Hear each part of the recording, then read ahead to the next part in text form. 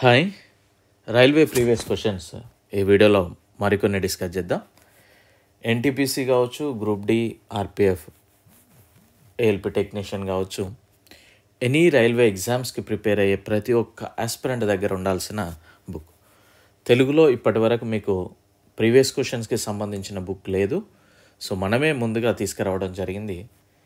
3000+ books కూడా sale అయిపోయాయి. Very happy for that. తీసుకోవాలి అనుకునేవారు దానికి సంబంధించిన వీడియో లింక్ డిస్క్రిప్షన్లో ఇచ్చాను. ఇదే అండి ఆ బుక్, తీసుకోవడానికి ట్రై చేయండి. అండ్ మన యొక్క యాప్ లాస్ట్ బెంచెస్ అనే యాప్ని డౌన్లోడ్ చేసుకోండి, లింక్ డిస్క్రిప్షన్లో ఉంది. రైల్వే ఎగ్జామ్స్కి ఏం కావాలో, ఎంతవరకు కావాలో అలానే ఉంటాయి మన classes. Okay, right. Coming to the topic. మన యొక్క యాప్ మాత్రం డౌన్లోడ్ చేసుకోండి, ప్లేస్టోర్ నుండి అయినా కూడా. ప్రాంతీయ పరిపాలనా సౌలభ్యం కోసం ఏ సామ్రాజ్యాన్ని 400 ప్రావిన్సులుగా విభజించారు. సో అంటే పరిపాలన సులభతరం కోసం అన్నట్టు విజయనగర సామ్రాజ్యాన్ని ఆ విధంగా విభజించుకోవడం అయితే జరిగింది. మధ్యయుగ భారతీయ పాలకులలో బానిసల కోసం ప్రత్యేక విభాగాన్ని ఎవరు ఏర్పాటు చేశారు అన్నాడు. బానిసల కోసం ఫిరోజ్ షా తుగ్లక్. సుల్తానేట్ కాలంలో భూమి మంజూరు ద్వారా సైనికులకు చెల్లింపులు చేసే విధానాన్ని ఎవరు ప్రారంభించారు? ఫిరోజ్ షా తుగ్లక్. మధ్యయుగానికి పూర్వం బంగారు నాణాలు అదృశ్యమైన తరువాత ఉత్తర భారతదేశాన్ని ఏ పాలకుడు మొదటిసారిగా వాటి తిరిగి ప్రవేశపెట్టాడు కనుక చూస్తే మహేంద్రపాల ప్రతిహారం.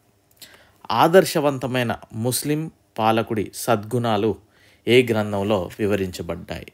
తాజ్ ఉల్ మసీర్ అంట. బాల్బన్ తన అధికారాన్ని సుస్థిరం చేసుకోవడం కోసం గొప్ప సారాంశాన్ని ఊహించాడు. జిల్లేమహి.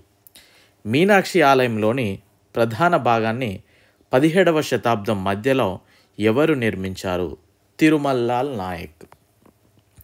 సాగుదారులతో ప్రత్యక్ష సంబంధాలు ఏర్పరచుకున్న ఢిల్లీ సుల్తానేట్ మొదటి పాలకుడు ఎవరు? అల్లావుద్దీన్ ఖల్జీ.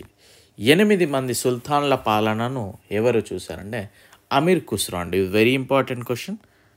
ప్రపంచంలోని అతిపెద్ద గోపురాలలో స్థానం పొందిన ఆ గోపురం ఏ స్మారక చిహ్నానికి ఉంది? గోల్ గుంబస్, బిజాపూర్లో ఉన్నది. భారతదేశంలో కాలువల విస్తృత నెట్వర్క్ను వేయడానికి ప్రసిద్ధి చెందిన ఢిల్లీ సుల్తాన్ ఎవరు? ఫిరోజ్ షా తుగ్లక్. సైనికులకు భూమి రూపంలో చెల్లింపులు చేసే విధానాన్ని నిలిపివేసిన ఢిల్లీ సుల్తాన్. ఇక్కడ ఆయన తీసుకొచ్చింది ఎవరండి? ఫిరోజ్. అల్లావుద్దీన్ ఖల్జీ నిలిపివేశాను. ఏ స్మారక చిహ్నంలో మొదటిసారిగా 2 గోపురాలను ఉపయోగించారు? సికిందర్ లోడ్ సమాధి అంటే టోమ్స్ అంటాం మనం, అవి. ఎవరి మరణంపై బదౌని వ్యాఖ్యానించాడు? పాలకుడు తన ప్రజల నుండి విముక్తి పొందాడు మరియు పౌరులు వారి పాలకుడి నుండి స్వాతంత్రం పొందారు అని. మహమ్మద్ బిన్ తుగ్లక్ మరణం గురించి బదౌని ఈ విధంగా వ్యాఖ్యానించాడు. ఉర్దూను కవిత్వ వ్యక్తీకరణగా ఉపయోగించిన మొదటి రచయిత ఎవరు? అమీర్ ఖుస్రో. భారతదేశంపై దండెత్తడానికి బాబర్ను ఆహ్వానించిన వారిలో ఆలం ఖాన్ ఒకరు. అతను ఎవరు అని అడుగుతున్నాడు. ఇబ్రహీం లోడి బంధువు మరియు ఢిల్లీ సింహాసనం కోసం పోటపడిన వాళ్ళలో ఒకడు. సుల్తాన్ కుతుబుద్దీన్ ఐబక్ ఎలా చనిపోయాడు? మనందరికీ తెలుసు. పోలో ఆడుతున్నప్పుడు ఘోరమైన ప్రమాదానికి, గుర్రంపై గేమ్, పోలో గేమ్ అంటారు, అది ఆడుతూ మరణించాడు. ఈ క్వశ్చన్ రాగానే మనకి గ్రంథాలయ మెట్లపై నుండి జారి మరణించిన వ్యక్తి ఎవరు అనేది కూడా తెలుసుకోవాలి. చెప్పండి ఆన్సర్ దయచేసి. మహమ్మద్ గజ్నీ యొక్క ఆస్థాన చరిత్రకారుడు ఎవరు? ఉద్బీ. జాన్పూర్ నగరం ఎవరి జ్ఞాపకార్థం స్థాపించబడింది? మహమ్మద్ బిన్ తుగ్లక్. 7 సుల్తానుల పాలనను చూసిన సాధువు మరియు 8 మంది సుల్తాన్ల పాలన చూసిన కవి వరుసగా. సో 8 మంది సుల్తాన్ల పాలనను చూసిన కవి అమీర్ ఖుస్రో, సాధువు నిజాముద్దీన్ ఔలియా. సో మన యొక్క ఛానల్ సబ్స్క్రైబ్ చేసుకోండి. ఇది మీ బుక్లో 309 పేజ్ అండి. అండ్ యాప్ కూడా డౌన్లోడ్ చేసుకోవడం మర్చిపోవద్దు. వీడియో లైక్ చేయండి, షేర్ చేయండి. అప్పుడే ఎక్కువ మందికి రీచ్ అవ్వడం, మనకు కూడా చెప్పాలనే ఇంట్రెస్ట్ ఎక్కువగా బిల్డ్ అవుతూ ఉంటుంది. హిందీ మరియు పర్షియన్ రెండింటిలో పండితుడు ఎవరు? అమీర్ ఖుస్రో. సుల్తానేట్ నాణాలు జిటల్, షష్గాని మరియు టంకా వరుసగా డాష్చే తయారు చేయబడ్డాయి. ఈ జిటల్ అనేది రాగి, షష్గాని అనే వెండి, టంకా అనేది వెండిచే తయారు చేయబడ్డాయి. సబక్ ఈ హిందీ పర్షియన్ శైలిని అనుసరించిన పండితుడు ఎవరు? అమీర్ ఖుస్రో.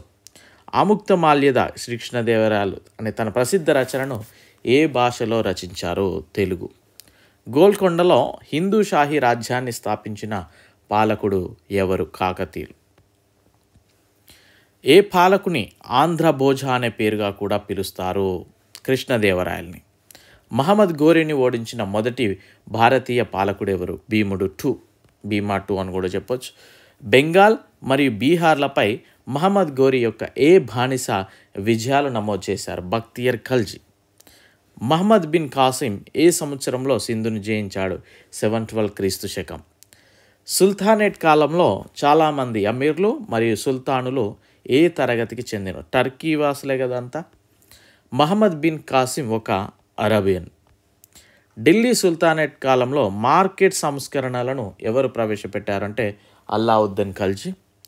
ఎవరి హయాంలో మంగోల్ ఆక్రమణదారుడు చెంగిజ్ ఖాన్ భారతదేశ వాయువ్య సరిహద్దుకు వచ్చాడు? ఇల్టుట్మిష్ టైంలో.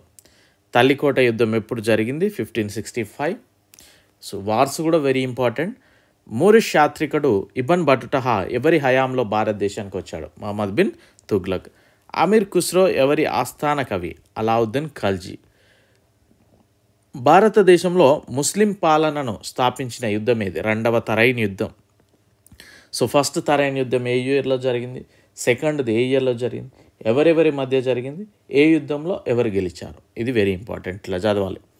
మీరట్ మరియు తోపారా నుండి ఢిల్లీకి 2 అశోక శాసనాలను ఎవరికి తీసుకొచ్చారు? ఫిరోజ్ షా తుగ్లక్. అల్లావుద్దీన్ ఖల్జీ కమాండర్లలో తుగ్లక్ రాజవంశానికి మొదటి పాలకుడు ఎవరు? గాజీ మాలిక్. ఢిల్లీ సుల్తానేట్ యొక్క అత్యంత సంపన్నమైన ప్రావిన్సులలో గుజరాత్ కూడా ఒకటి. దాని శ్రేయస్సు వెనుక కారణాలు, ఎందుకంటే మనకి అక్కడ ఓడరేవులు, హస్తకళలు అభివృద్ధి చెందుతూ ఉన్నాయి అప్పట్లో.